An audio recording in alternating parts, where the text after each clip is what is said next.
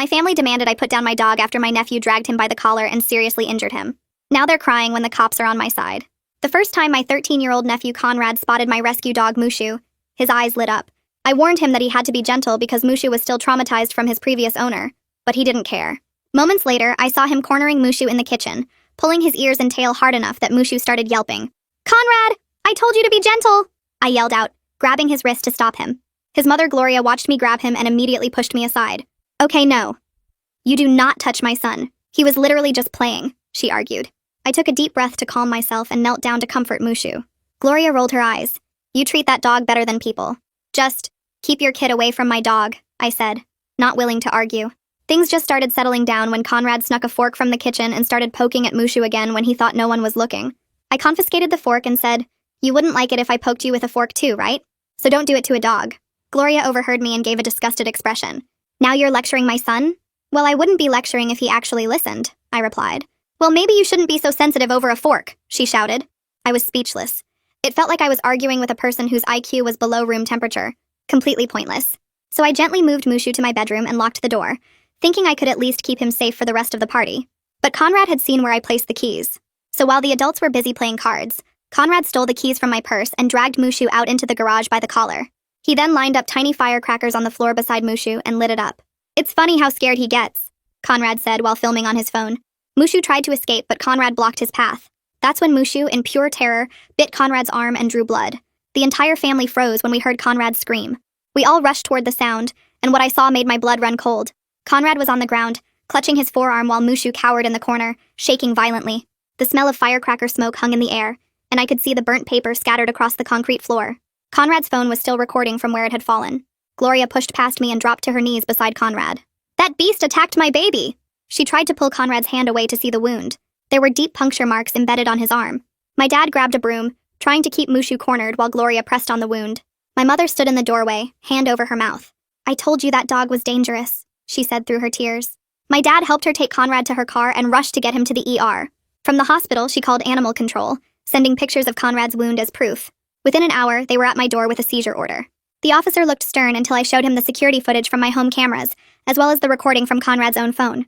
His entire demeanor changed as he watched Conrad terrorize Mushu with forks and firecrackers. They called Gloria, letting her know they would not be taking my dog. She was furious and started making every possible threat on the call. "I'm reporting the animal shelter for corruption. You're choosing a dog over a child. Fine. If you won't do anything, I'll get justice myself." 20 minutes later, Gloria showed up in front of my house with boxes of fireworks. I watched from my window as she started setting up 12 rockets on the street, aimed directly at my house. "Let's see how your precious dog likes it when it's your house," she grinned. I grabbed my phone and my dog and hid in a bathtub, hoping it would protect us. I called 911, sobbing. "My sister's trying to shoot fireworks at my house. Please hurry." The police arrived just as Gloria was lighting the first rocket. One officer tackled her and stomped out the flame. Gloria screamed, "You don't understand! It's her dog that's the problem, not me." She fought against the handcuffs. Just as she screamed, one of the fireworks the officers had missed suddenly went off and shot up into the night sky before exploding with a boom that rattled my windows. I stayed crouched in the bathtub with Mushu pressed against my chest, both of us shaking as the sound echoed through the neighborhood. My ears were ringing so bad I could barely hear Officer Holt's voice on his radio calling for backup and a fire crew. Through the bathroom window, I could see red and blue lights flashing across my ceiling as his partner wrestled Gloria to the ground on my front lawn. She was still screaming something, but I couldn't make out the words over the ringing in my ears. Mushu whimpered and burrowed his head under my arm, his whole body trembling. I kept one hand on his back and used the other to check my phone, making sure the 911 call had gone through and help was actually coming. Within minutes, I heard sirens getting louder and louder until it sounded like half the police department was on my street. I peeked out the bathroom window and counted 3 more police cars pulling up, then a massive fire truck that blocked most of the road. Officers in dark uniforms were running around stomping out the remaining lit fuses on the fireworks Gloria had set up. 2 firefighters in heavy gear were checking my neighbor's bushes with flashlights, looking for any sparks that might have caught. I carefully stood up, keeping Mushu close to me, and made my way through the house to the back door. The front was too chaotic with all the emergency vehicles, and I didn't want Mushu anywhere near the flashing lights or the noise. I carried him through the kitchen and out the back door, then around the side of the house to get inside through the garage. He was shaking so hard I could feel his heartbeat racing against my arms. Once we were safely inside, I set him down in the living room and he immediately ran to hide under the coffee table. I grabbed a blanket and draped it over the table to make it darker and more den-like for him. My hands were shaking as I tucked the edges of the blanket around the table legs. Someone knocked hard on my front door and I jumped, my heart pounding. I walked over and looked through the peephole to see Officer Holt standing there with his notepad out. I opened the door and he asked me to step outside to give a statement about what happened. The cool night air hit my face as I stepped onto my porch, and I realized I was sweating despite the temperature. I started explaining everything from the beginning. How Conrad had been hurting Mushu earlier today, how Mushu bit him in self-defense, how animal control came and then reversed their decision after seeing the videos. Officer Holt was writing everything down in his notepad, nodding as I talked. I told him about Gloria's threatening phone call and how she showed up 20 minutes later with boxes of fireworks. He asked me to send him copies of all my security footage, and I pulled out my phone right there to forward the files. He also wanted Conrad's phone video that showed him lighting the firecrackers around Mushu, the one animal control had already watched. My voice was shaking as I explained how I hid in the bathtub, because I didn't know what else to do.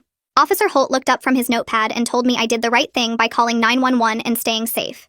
He said he needed me to send those video files as soon as possible for evidence. I could hear Gloria screaming from somewhere nearby, and when I looked past Officer Holt, I saw her in the back of a police car. Her face was pressed against the window, red and twisted with rage. She was yelling something about me choosing a dangerous animal over my own nephew. I couldn't make out all the words, but I heard her screaming that everyone would know what kind of person I am. Neighbors had come out of their houses and were standing on their porches or in their driveways watching everything unfold under the streetlights. I recognized Hannah from 2 houses down and Mr. Avery from across the street. They were all staring at the scene, at the police cars and fire truck and Gloria in handcuffs. I felt my face burning with shame even though I knew I hadn't done anything wrong. Officer Holt asked for my phone again and I handed it over with the security footage already pulled up and ready to play. He stood there on my porch watching the whole thing, his expression getting harder as he saw Conrad pulling Mushu's ears and tail in the kitchen, then later with the fork, then finally in the garage with the firecrackers. The video showed Conrad blocking Mushu's escape and laughing while Mushu tried to get away from the explosions. When Officer Holt got to the part where Mushu bit Conrad's arm, he paused the video and replayed that section twice. Then he watched Conrad's own phone recording that showed the same scene from a different angle. Officer Holt handed my phone back and told me this evidence clearly showed what really happened. He said the videos prove Conrad was hurting Mushu on purpose, and that Gloria's actions tonight were planned and dangerous. He explained that she was going to face serious charges for what she did with those fireworks. The fire crew was still walking around my property with their equipment, checking every inch of my house and yard. One of them called out that they found scorch marks on the vinyl siding near my garage. I walked over with Officer Holt to look, and sure enough, there was a black streak where one of the rockets had grazed the side of my house before exploding in the street. The firefighter took pictures with his phone and wrote notes on a clipboard. Another firefighter was over at my neighbor's hedge with a small fire extinguisher, putting out a brush fire that had started from the sparks. The fire captain came over and explained they were documenting all the property damage and fire hazard for their report. He took more photos of the scorch marks and measured the distance from where Gloria had set up the fireworks to where they hit. I heard a car pulling up fast and turned to see my parents' sedan screeching to a stop behind one of the police cars. My mother jumped out before my father even had the car in the park. Conrad was in the back seat with his arm wrapped in white bandages. My mother took one look at all the police cars and the fire truck and immediately started yelling. She marched straight toward Officer Holt, demanding to know why Gloria was arrested when her grandson was the one who got hurt. Her voice was shrill and angry as she pointed at the police car where Gloria was sitting. Officer Holt held up his hand and asked her to calm down, so he could explain the situation. My father got out of the car more slowly, looking exhausted and defeated. He put his hand on my mother's shoulder and quietly asked everyone to calm down, so we could sort this out. He looked like he had aged 10 years since this afternoon. His shoulders were slumped and there were dark circles under his eyes. Officer Holt explained in a calm voice that the evidence clearly shows Conrad hurt the dog on purpose, and that Gloria committed multiple crimes tonight by trying to shoot fireworks at my house. My mother started to argue, but my father squeezed her shoulder and she went quiet. Officer Holt showed them some of the footage on my phone, the parts where Conrad was tormenting Mushu. My mother's face went pale as she watched, but she didn't say anything else. My father just looked down at the ground and shook his head slowly. The whole street was still lit up with emergency lights, and I could see more neighbors coming out to watch. I went back inside to check on Mushu and found him still hiding under the coffee table with the blanket draped over it. I lay down on the floor next to him and reached under to pet his head. He licked my hand once but didn't come out. I stayed there with him until I heard the police cars and fire truck finally start to leave. The next morning, I woke up to someone knocking on my door. Mushu was sleeping in his crate in my bedroom, finally calm after the chaos of last night. I looked through the peephole and saw Officer Ursula Duffy from Animal Control standing on my porch with a clipboard. I opened the door and she explained she was here to follow up on the bite incident from yesterday. She came inside and I showed her to the living room where we sat down. Officer Duffy explained that because Mushu did break skin when he bit Conrad, he needed to complete a mandatory 10-day quarantine period at home to watch for rabies. She said this was required even though his shots were current and up to date. I felt that guilty feeling wash over me again, the same one from yesterday when I first saw Conrad bleeding. Even though Mushu was defending himself from being hurt, he still bit someone and drew blood. Officer Duffy must have seen the look on my face because she told me not to blame myself or my dog. She said she had reviewed all the evidence and it was clear Mushu was provoked. After she left, I walked around my house taking pictures of everything. I photographed the black scorch marks on my siding near the garage. I took pictures of the burnt spots on my driveway where the fireworks had been set up. I documented the damage to my neighbor's hedge where the small fire had started. Officer Holt had told me last night to build a paper trail of everything that happened. I saved all the photos to a folder on my phone labeled with yesterday's date. Then I drove to urgent care because my chest felt tight and I kept coughing. The doctor listened to my lungs with his stethoscope and said they sounded fine, but he could hear some irritation. He asked about smoke exposure and I explained about hiding in the bathtub during the fireworks. He wrote me a prescription for an inhaler just in case and told me to use it if I had any trouble breathing. Then he typed up notes in his computer about my injuries and stress response from the incident. I asked him for a copy of his notes for my records, and he printed them out right there. I was building my paper trail just like Officer Holt suggested, documenting every single thing that happened and every way it affected me and Mushu. My phone buzzed on the kitchen counter around 3 in the morning and woke me up from where I'd fallen asleep on the couch with Mushu. I picked it up and saw a voicemail notification from an unknown number. I pressed play and immediately recognized Gloria's voice, shaking with rage as she spoke from what sounded like a police station holding area. She said she was going to sue me for every penny of Conrad's medical bills and his emotional trauma from the attack. Her voice got louder as she went on about how I'd destroyed our family and chosen a dangerous animal over my own nephew. She said she'd make sure everyone we knew understood what kind of monster I was, that I cared more about a dog than a child who needed stitches. The voicemail ended with her saying her lawyer would be in touch and I'd regret ever getting her arrested. I saved the voicemail and added it to my evidence folder, then tried to go back to sleep but couldn't stop replaying her words in my head. Around 2 that afternoon, someone knocked on my front door, and I looked through the peephole to see my neighbor Hannah standing there with something in her hand. I opened the door and she held up a small USB drive, explaining that her doorbell camera had caught the entire fireworks incident last night. She said the video showed Gloria's face clearly as she set up the rockets and even picked up audio of her talking about making my dog pay. Hannah told me she'd already given a copy to the police, but wanted me to have one too in case I needed it for court or insurance. I thanked her about 5 times and she squeezed my shoulder before heading back to her house. I plugged the USB drive into my laptop right away, but couldn't bring myself to watch it yet. Just knowing it existed felt like enough for now. Instead, I spent the rest of the afternoon making my house more secure, starting with new deadbolt locks on both the front and back doors. I drove to the hardware store and bought the strongest locks they had, plus a motion sensor light for the driveway. I installed everything myself using YouTube videos as guides, testing each lock multiple times to make sure it held firm. Then I took my spare keys from the fake rock by the garage where I used to hide them and found a new hiding spot inside the house that only I knew about. I moved Mushu's bed into my bedroom and set up the heavy-duty crate I'd ordered online last month, lining it with soft blankets so he'd feel safe inside. The crate had a solid door that locked from the outside, and I positioned it in the corner where Mushu could see me from my bed. He sniffed around it cautiously, but eventually walked inside and lay down, which made me feel like I was doing something right. My house was starting to feel less like a home and more like a fortress, but at least Mushu would be protected if anyone tried to get to him again. My father called while I was moving furniture around to make room for Mushu's crate. He asked if we could all sit down as a family and talk through what happened before things got any worse between me and Gloria. I told him I wasn't ready to be in the same room as Gloria or my mother right now, that I needed time to process everything that had happened. He sounded hurt when he responded, but said he understood my feelings. Then he got quiet for a second before mentioning that Conrad had been asking why I hated him so much. I felt that familiar guilt wash over me but pushed it away, reminding myself that Conrad had tortured my dog on purpose and filmed it. I told my father I didn't hate Conrad, but I needed space from everyone right now. He said okay, and we hung up without saying goodbye. The next morning, a man named Jack from my insurance company knocked on my door with a clipboard and camera. He explained he was there to assess the damage from the fireworks and take measurements of the burnt siding. He walked around my house with a tape measure, taking photos of every scorch mark and writing notes on his forms. He estimated the repair would cost around $3,000, but said my homeowner's policy would cover most of it after my $500 deductible. Jack mentioned that the insurance company would probably go after Gloria to get their money back through something called subrogation if she got convicted of the charges. He gave me a copy of his assessment report and said someone would call me in a few days to schedule the repairs. After he left, I looked up what subrogation meant and felt relieved that I wouldn't have to personally sue Gloria to get the money back. I called the legal aid office that afternoon and made an appointment with an attorney named Celine to discuss getting a restraining order. The receptionist said Celine had an opening the next day at 10 in the morning. I showed up 15 minutes early with a thick folder containing all my documentation, photos, videos, and reports. Celine met me in a small conference room and listened to my entire story without interrupting once. She reviewed every piece of evidence I'd brought, watching both the security footage and Conrad's phone video with a serious expression. When I finished explaining everything, she said I had an extremely strong case for a protective order against Gloria.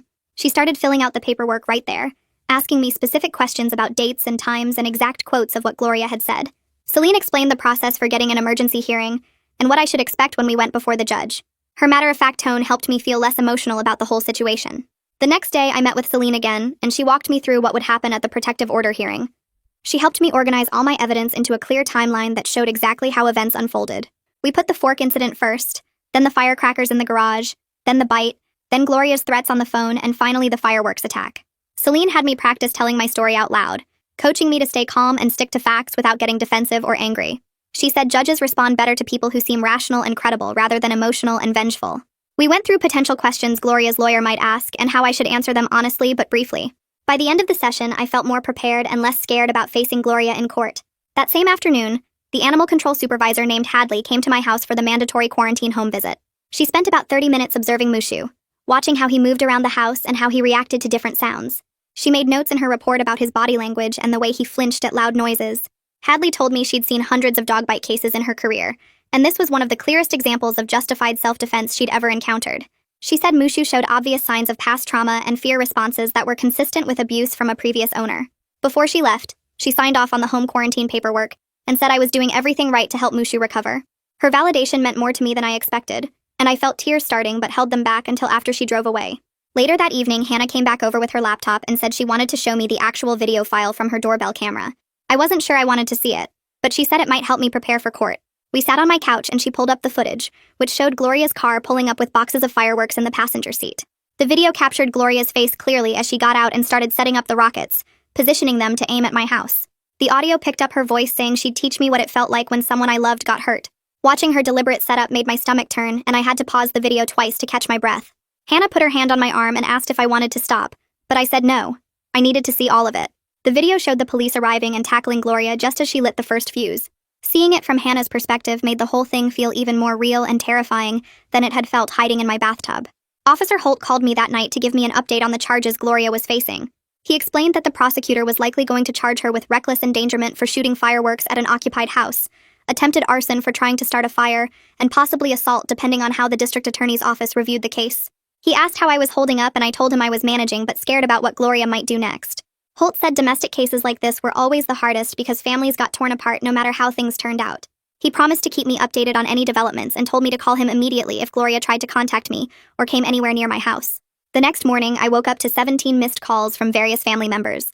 My phone was buzzing nonstop with notifications.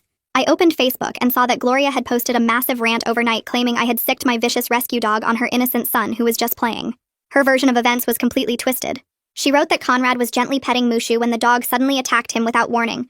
She posted photos of Conrad's bandaged arm and wrote about how traumatized he was. The comment section was filled with family members offering support and saying they always knew that dog was dangerous. My aunt wrote that rescue dogs should never be trusted around children. My cousin said I was irresponsible for keeping an aggressive animal.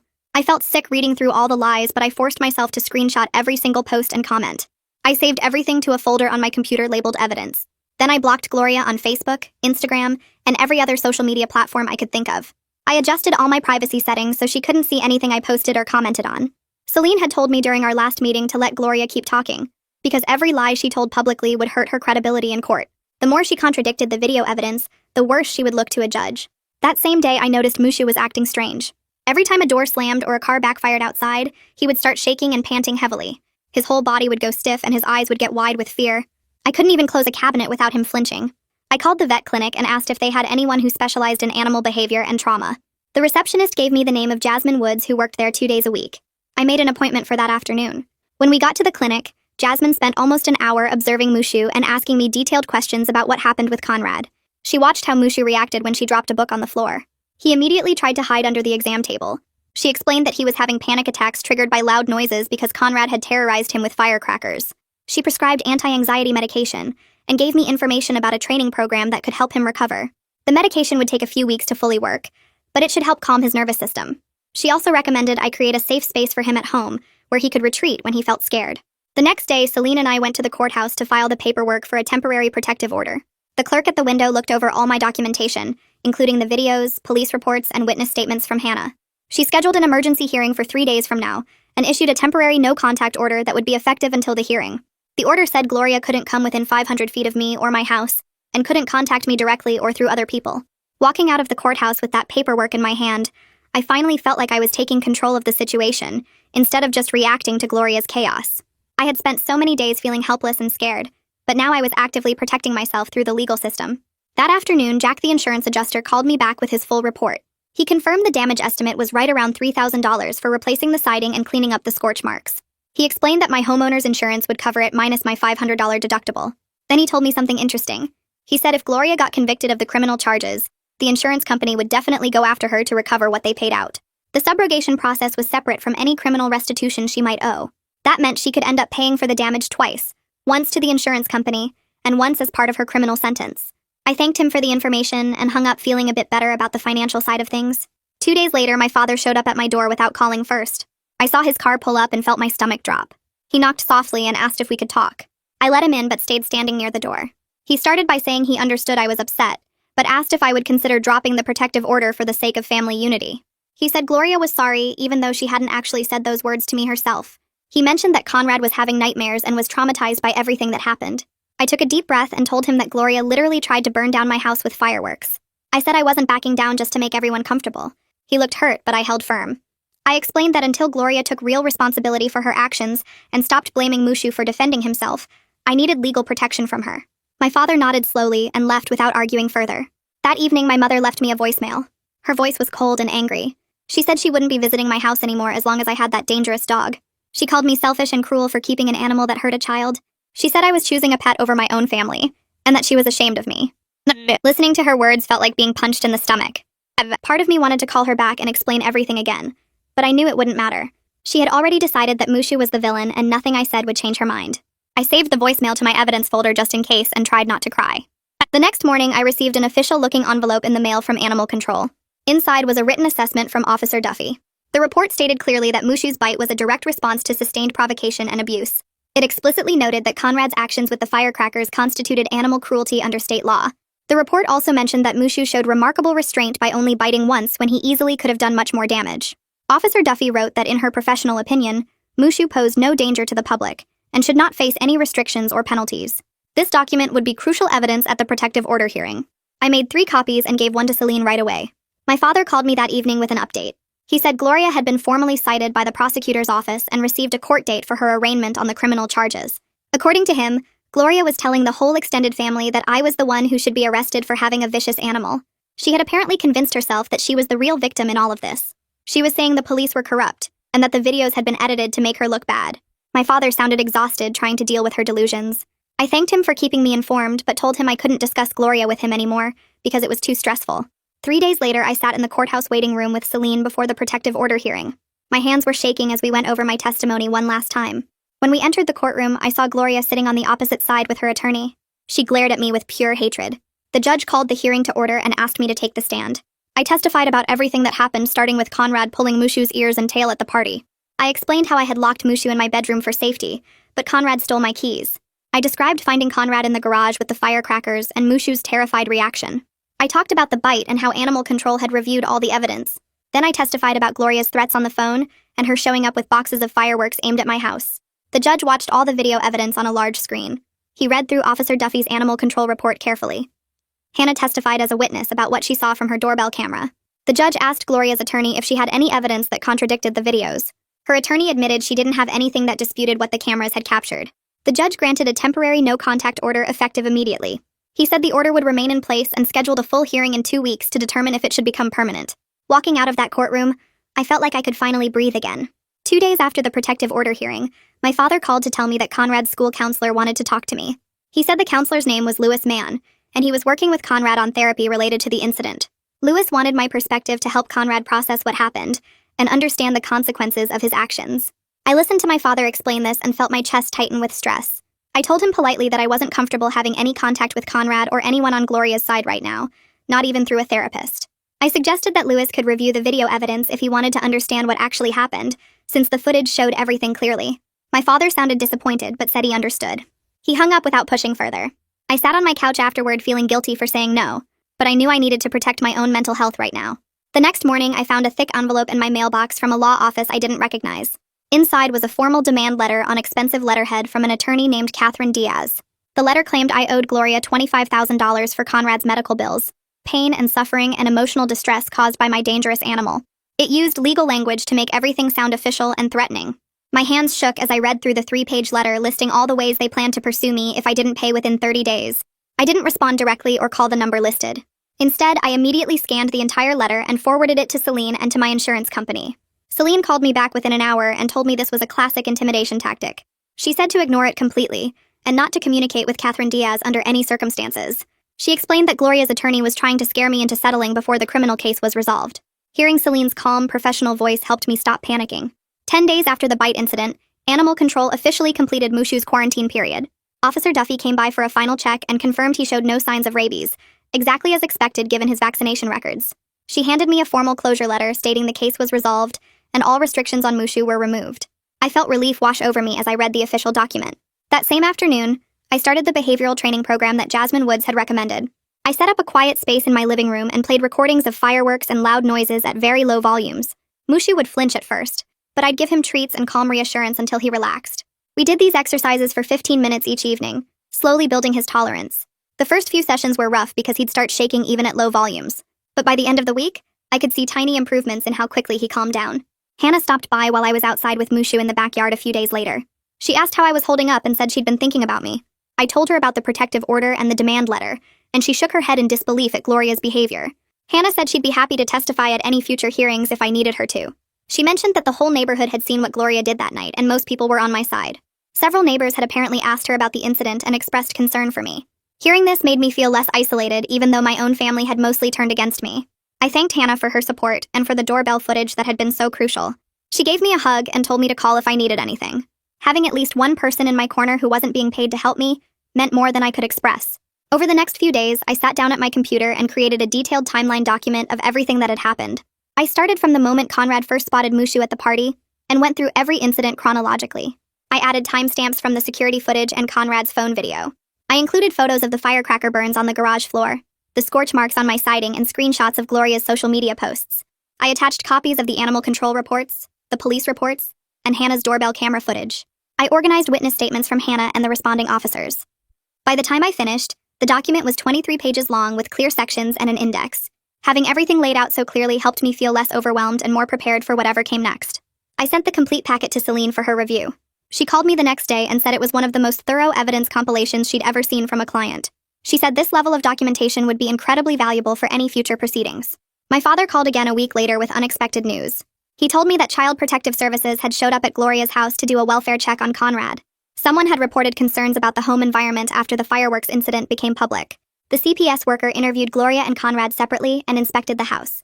My father said Gloria was absolutely furious and convinced I was the one who called them, even though I honestly hadn't.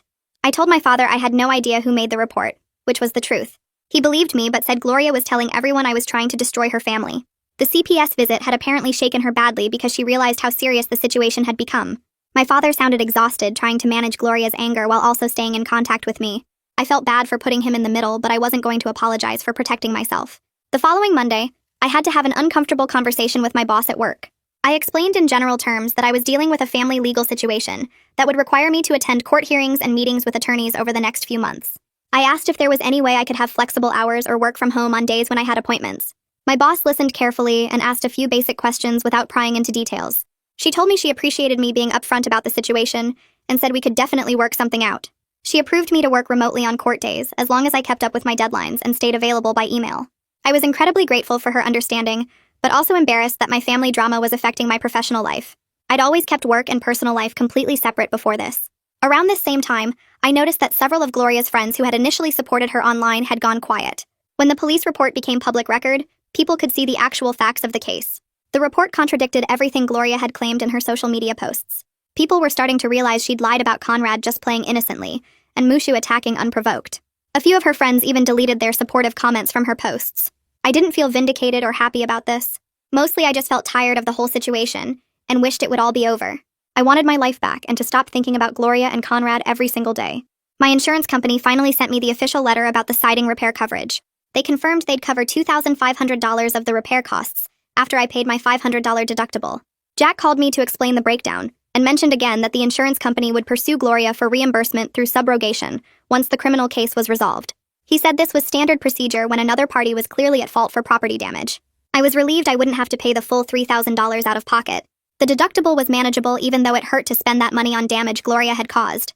Jack scheduled the repair crew to come out the following week to replace the damaged siding. Every evening after work, I continued Mushu's desensitization training program. I gradually increased the volume of the recorded fireworks and other loud noises by small increments each session. Mushu was making slow but steady progress. He could now stay relatively calm at low to moderate volumes as long as I was there with treats and reassurance. When a truck backfired on the street one afternoon, he flinched but didn't have a full panic attack like he would have 2 weeks earlier. I called Jasmine Woods to give her an update on his progress. She said his improvement was a good sign that he could recover from the trauma with time and patience. She reminded me that healing wasn't linear, and there would probably be setbacks along the way. But overall, she was pleased with how well he was responding to the training. Watching Mushu slowly get better gave me hope that we'd both eventually heal from everything that had happened. A few days later, Brady called my cell while I was at work. He got right to the point and explained that his office was thinking about offering Gloria a plea deal instead of taking the case to trial. The deal would charge her with reckless endangerment and she'd get probation, mandatory counseling, and have to pay back all the property damage costs. He asked how I felt about her avoiding jail time versus going through a full trial. I told him I wasn't trying to destroy Gloria's life, but I needed her to face real consequences and get help for her anger problems. Brady said he understood, and that he'd keep me updated on what Gloria's attorney said about the offer. That same evening, my father showed up at my door looking worse than I'd ever seen him. His face had new lines and his shoulders slumped forward like he was carrying something heavy. He sat at my kitchen table and practically begged me to agree to a light plea deal, so Gloria wouldn't end up with a criminal record that would follow her forever. I could see how much this whole situation was killing him, watching his 2 daughters on opposite sides of a legal battle. I told him I wouldn't push for jail time, but I needed Gloria on probation with counseling, and the protective order had to stay in place. He nodded slowly and thanked me for being reasonable, then left without saying much else. 2 days after that conversation, Brady called again with frustrating news. Gloria had rejected the plea offer completely through Catherine. She was insisting she did nothing wrong and wanted to take everything to trial. Catherine was arguing that Gloria acted out of justified anger over her son getting hurt, and that the charges were way too harsh. Brady explained this meant we'd have to prepare for a full trial with witness testimony and everything. I felt my stomach drop because I'd been hoping Gloria would just accept responsibility and move on. Around this time, my father mentioned during a brief phone call that Conrad had started going to weekly counseling sessions at the school with Lewis. He said Conrad was having bad dreams and seemed to be struggling with guilt about what happened, even though Gloria kept telling him he didn't do anything wrong. Hearing that made me feel genuinely bad for Conrad despite everything he'd put Mushu through. He was just a kid caught in the middle of adult problems, and his mother wasn't helping him process what he'd actually done. I hoped the counseling would help him understand empathy and consequences in ways Gloria clearly couldn't teach him. The court scheduled the hearing for the permanent protective order, and I spent the next several days preparing my testimony with Celine at her office. We practiced staying calm and sticking to facts, going over what questions Catherine might ask to try to make me look bad. Celine had me rehearse explaining the fork incident, the firecrackers in the garage, and Gloria's attack with the fireworks without getting emotional or defensive. I was nervous about sitting in the same courtroom as Gloria, but I was determined to see this through and get the protection I needed. During this same period, Jack called to tell me that Gloria's insurance company had reached out to my insurance company about settling the property damage claims separately from the criminal case. He explained this was pretty normal and that the 2 companies would work it out directly without me having to do anything. It was a relief to have one less thing on my plate to worry about. I also sat down with both my parents at a coffee shop and laid out clear boundaries for moving forward. I told them I wouldn't discuss Gloria or Conrad with them anymore. They couldn't bring Gloria to my house under any circumstances, and they needed to stop pressuring me to drop the protective order. My mother looked offended and started to argue, but my father put his hand on her arm and quietly agreed to respect my terms. The morning of the protective order hearing finally arrived, and I walked into the courthouse with Celine beside me. Gloria sat across the courtroom with Catherine, glaring at me the entire time. When it was my turn to testify, I explained everything that happened, starting with Conrad pulling Mushu's ears and tail, then the fork incident, then him stealing my keys to drag Mushu to the garage and terrorize him with firecrackers. I described coming home to find Gloria setting up rockets aimed at my house and hiding in the bathtub while calling for help. Celine presented all the security footage, the animal control report from Officer Duffy, and Hannah's testimony about what she witnessed from her doorbell camera. The judge watched every video carefully, then asked Catherine if she had any evidence that contradicted what the videos clearly showed. Catherine admitted she didn't have any contradicting evidence. The judge took less than 5 minutes to make his decision. He granted a full protective order valid for 12 months with strict rules that Gloria couldn't come within 500 feet of me or my home. All communication between us had to go through our attorneys for insurance and legal stuff only. I felt this huge wave of relief wash over me as the judge read out the order terms. Gloria's face turned red, but she didn't say anything. 2 days after the hearing, Brady called with the news I'd been waiting for. Gloria had accepted a plea deal through Catherine that morning. She pleaded guilty to reckless endangerment and got 2 years of probation, mandatory anger management counseling, and a ban on possessing any fireworks. She also had to pay back all the costs for fixing my siding and other property damage plus court fees. Brady said the deal was fair given the circumstances and that Gloria would face serious jail time if she violated any part of her probation. I thanked him for keeping me informed through the whole process and hung up feeling like a massive weight had been lifted off my shoulders. Jack called 3 days later with news about the insurance claim. He explained that my insurance company had approved the full payout for the property damage and they were moving forward with subrogation against Gloria as part of her restitution. The repairs would be scheduled within the next 2 weeks once the contractor had an opening. I felt the financial pressure ease knowing I wouldn't be stuck paying for damage Gloria caused. Jack walked me through the paperwork I needed to sign and said his company would handle collecting from Gloria directly through the court system. It was one less thing I had to worry about dealing with myself. The next morning, Jack called again with even better news. Gloria's insurance company had settled Conrad's medical bills directly with the hospital without involving me at all. Jack said this was the best possible outcome because it meant no civil lawsuit and no ongoing financial fights between our families. The legal pieces and money issues were finally falling into place after weeks of uncertainty. I thanked him for handling everything so professionally and hung up feeling like the worst of the crisis was actually behind me. That afternoon, I took Mushu to his regular training session with the behavioral specialist Dr. Woods had recommended. We practiced his desensitization exercises using recorded sounds at gradually increasing volumes. Mushu managed to stay calm through moderate noise levels that would have sent him into a panic attack just a few weeks ago. Dr. Woods watched him carefully and made notes about his progress. She said his improvement was significant enough that we could reduce his anxiety medication slightly and see how he handled it. Watching Mushu slowly recover gave me real hope that we would both heal from everything that happened. The trauma wouldn't disappear overnight, but seeing concrete progress made it feel possible. My father showed up at my door the following Saturday afternoon for his first visit since I set the new boundaries. He looked nervous standing on my porch holding a bag of bagels from the bakery we used to go to together. I let him in, and we sat at the kitchen table eating breakfast food at 3 in the afternoon like we sometimes did when I was younger. He didn't mention Gloria or Conrad once during the whole visit. We just talked about his garden and my work and normal everyday things that had nothing to do with the crisis. It wasn't the easy relationship we had before everything exploded, but it was something. When he left 2 hours later, I felt okay about it. The next day, I bought flowers and a thank you card for Hannah. I walked over to her house and rang the doorbell, feeling a little awkward about the whole gesture. Hannah opened the door and smiled when she saw the bouquet. I thanked her for everything she did during the fireworks incident and for being willing to testify if needed. She told me she was just glad everything worked out and that she would have done the same for any neighbor. We chatted on her porch for a few minutes about normal neighborhood stuff. Walking back to my house, I realized the street felt like a community again, instead of a place where I was constantly watching my back. A few days later, my father called to say that Lewis, Conrad's school counselor, wanted to request something through him. Lewis was asking if I would provide a written statement about what happened for Conrad's therapy records. I thought about it for a day before deciding to do it. I sat down and wrote a factual summary focusing on the actual events without blaming Conrad personally or making it sound like he was a terrible kid. I described the fork incident, the firecrackers in the garage, Mushu biting in self-defense, and Gloria's retaliation with the fireworks. I kept my tone neutral and just stated what happened in order. I hoped reading it might help Conrad understand the real consequences of his actions without crushing him completely. I sent the statement to my father to pass along to Lewis. That weekend, I went to 3 different stores and bought white noise machines for the living room, bedroom, and hallway. I set them all up and tested different sound settings until I found ones that created a peaceful background hum throughout the house. Then I cleared out a corner of the living room and set up a dedicated calm space for Mushu with his favorite bed, all his toys, and a soft blanket.